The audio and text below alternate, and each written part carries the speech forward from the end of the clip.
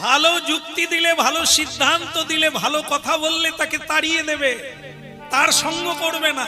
ওটা রাবণ করলো, লাথি মেরে তাড়িয়ে দিল, যা। এই হল এই সংসারের নিয়ম। ভালো লোককে তাড়িয়ে দেবে, আর খারাপকে তোমার মতো আপন হয় না। তুমি বলেছিলে বলেই তো বাবা মাকে আলাদা করে দিয়েছে, আমি খেতে দিইনি।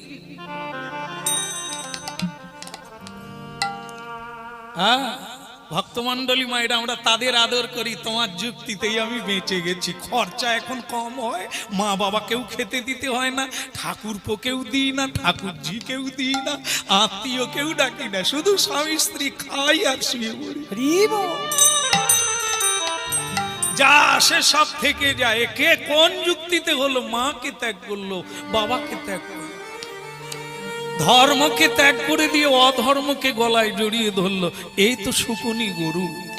শকুনিকে গুরু করা আমাদের জীবনে একটা প্রথা হয়ে গেছে। এই জন্য শোনা হয়নি গড়ায় গলদ, তাই গাছে ফল হয়। শুরু থেকে বীজ শোধন করতে হবে, ঝাড়াই বীজ নিতে হবে, তবে গাছ ভালো হবে। মাটি ঠিক দিতে হবে, সার দিতে হবে, তদারকি করতে হবে, তবে ফলের অভাব হবে না।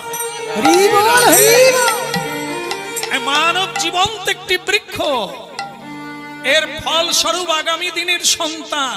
আমি যেমন, আমার গাছে ফল হবে তেমন।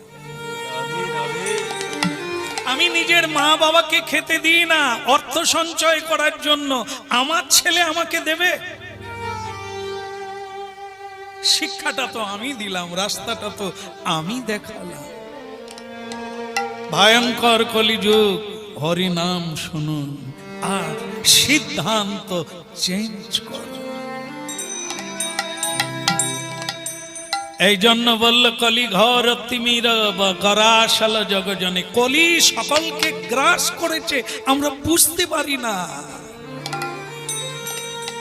কার পরিচালনায় চলছি, ইচ্ছে নাই তবু করছি কেন? এ কার পরিচালনায়? আমাকে গ্রাস করেছে কলি। কারণ কি? কলি তখনই গ্রাস করে, কখন করে? আপনারা যদি মহাভারত কেউ পড়ে